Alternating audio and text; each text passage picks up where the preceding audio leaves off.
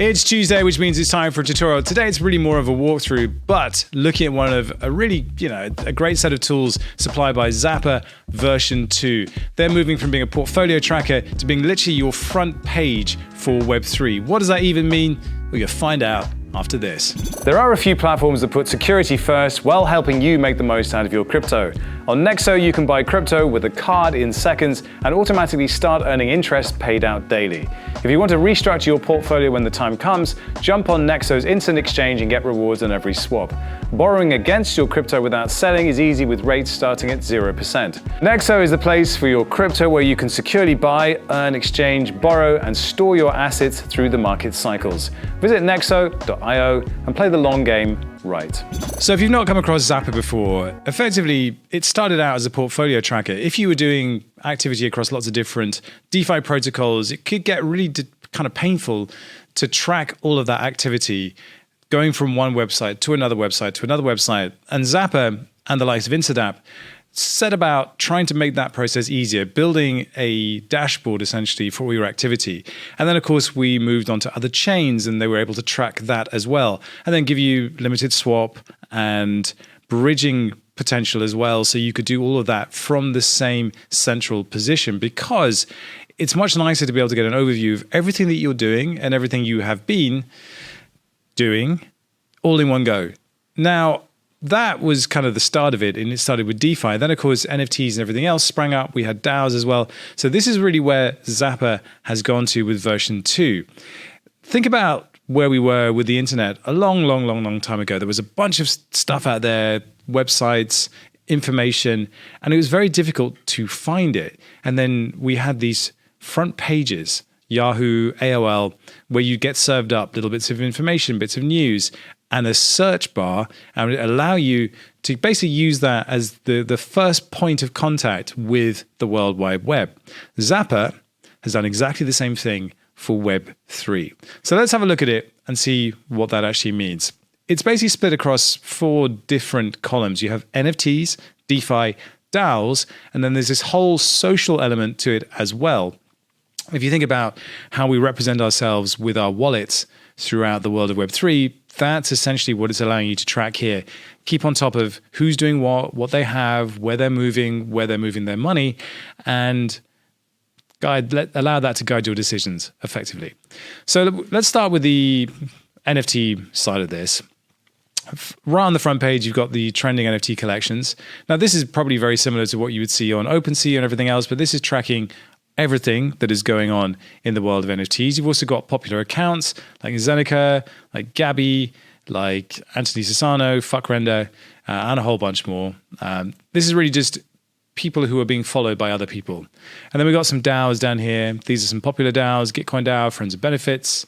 We've got the Bankless DAO there, and a whole bunch more, Nouns DAO as well. So we can also discover DeFi, LuxRare, Elin, Agave, Solus, all sorts of things. But let's click on the NFTs tab, and it will give us the most popular trending collections for the last 24 hours. We can filter that by weeks, by months as well, and then it will give us the highest sales across those collections. So here's a punk that's gone for 111.5 ETH. Pretty impressive. There's a CloneX that's gone for 20, then the highest ape sale was 95.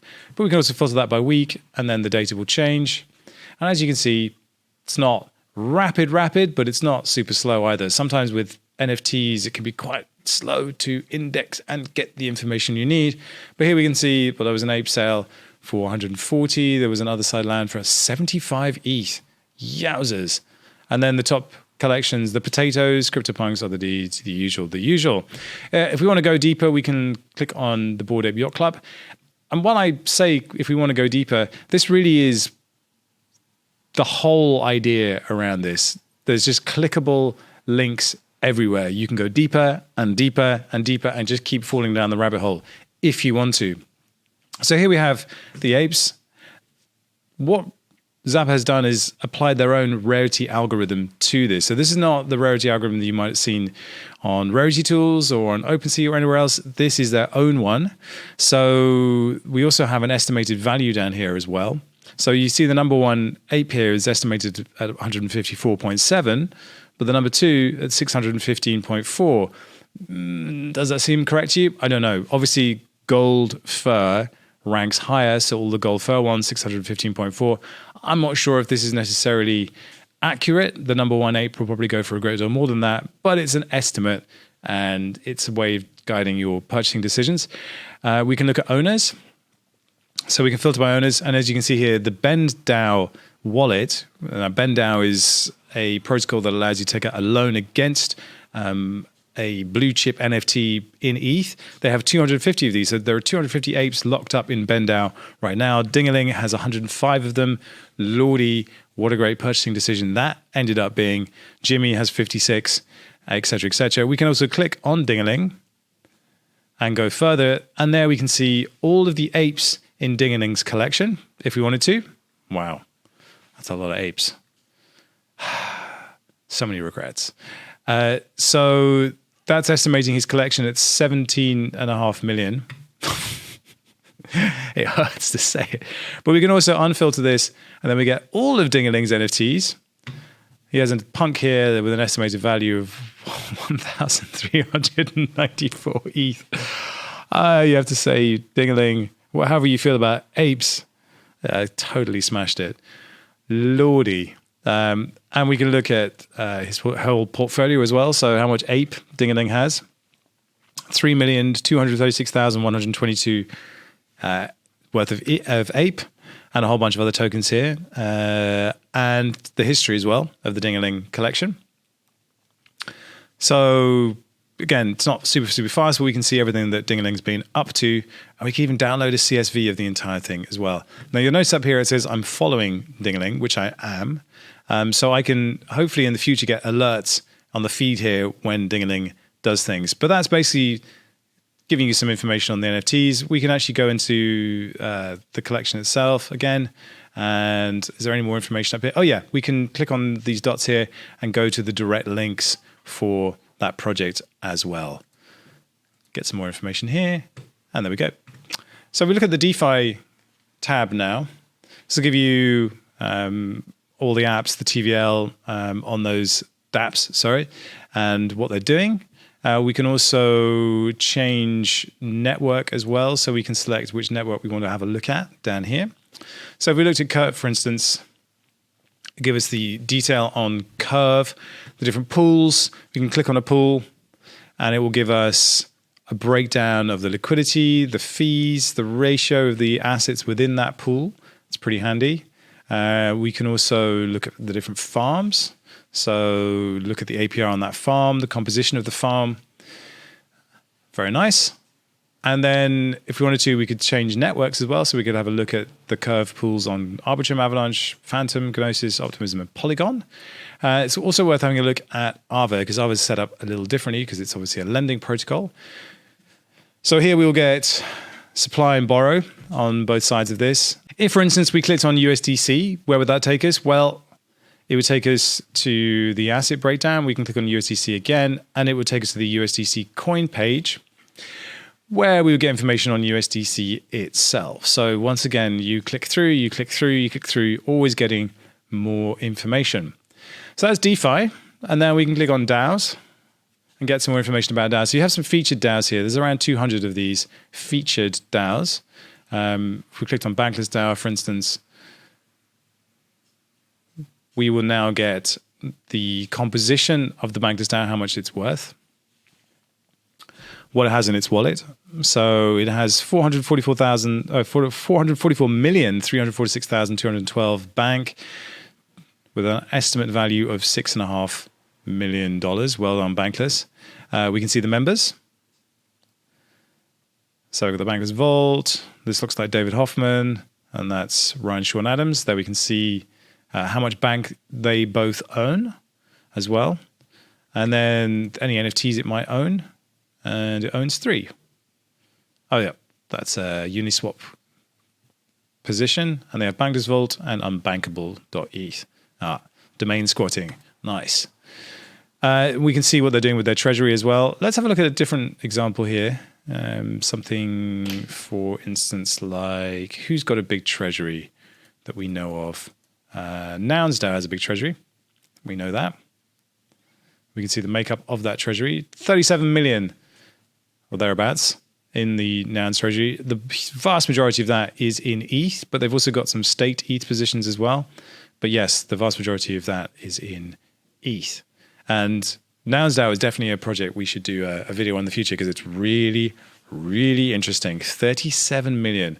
And they're still going for over 100 ETH every day. A new noun is released, but 100 ETH. Extraordinary. I've been kind of trekking in with them. But here's a different way to check in with them, and you can see the members as well. This particular hero has 17 nouns. So even though, yeah, I mean, that's a lot of nouns. Wow. So while we're on Nouns DAO, you can see here, dingaling.eth is a member, and that is because I actually follow Dingaling. So it'll tell me who is a member of that DAO as well. Very interesting stuff. What else do we want to know? Oh yeah, the search bar. So the search bar is where it gets really interesting because let's say I want to search for, let's search for Pranksy, for instance. So if I type in Pranksy, it'll give me a bunch of different searches related to Pranksy, and then here is Pranksy's account. So I can just go straight to Pranksy. And there we will get a breakdown of everything that Pranksy has, his history and everything else. So that's a different way to access this. I could also search for cyber brokers. Let's type it correctly. It'll load me up cyber brokers, and I'll go to the cyber brokers page. There is one thing missing here though. If I want to search for instance, ApeCoin, because I want information on ApeCoin, I don't get it. So I don't understand why that isn't the case. I think they should be indexing the coins as well because we want to know. But just one more feature. If I go to ApeCoin and I click on Ape, I can favorite Ape here. So I can add Ape to my favorites. And then I can go to the token watch list up here. And there you can see Ape is in my token watch list. So I can add any tokens I want to that. You can also up here create bundles. So we can add addresses like Dingaling or Pranksy or whoever we want to follow to those bundles, and then we get a collection of addresses that we're tracking in real time. And then hopefully that'll pop up in the feed over here. Further functionality in Zapper, we've got a swap function here, which will allow you to swap between ETH, let's say an Ape, or any token I might want to select. There's a whole bunch of them here. I think they're just using this as a front end for 1inch or Uniswap. Not sure exactly how that's working. And then there's the bridge. We can bridge from ETH to, for instance, Arbitrum, Aurora, Avalanche, BSC, Phantom, Gnosis, Optimism, Polygon. Not exhaustive. There's no Solana there, for instance. But, certainly a limited functionality in bridges on Zapper as well. So that's it. I'm not going to click on the My Profile page because I don't want you to know what I have. At least I don't want to know on the video. But definitely worth having a look at Zapper, because if you just want a simple, well-designed, easy-to-use front end for your Web3 activities, then it's pretty good. So that's it for today. If you have any suggestions for us to cover in tutorials, please do let us know. Like, comment, subscribe.